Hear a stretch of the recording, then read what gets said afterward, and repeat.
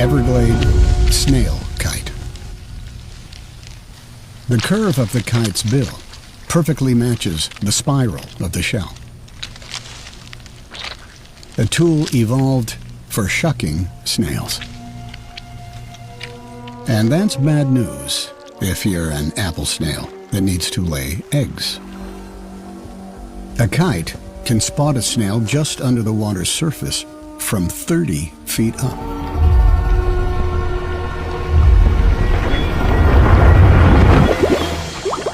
Apple snails do have an escape plan. Back to square one. But kites don't hunt after dark, so nightfall gives an opportunity. She's climbing a blade of sawgrass.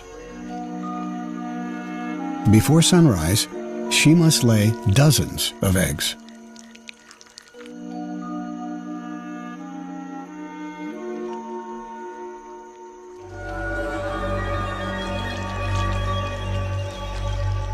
The last one.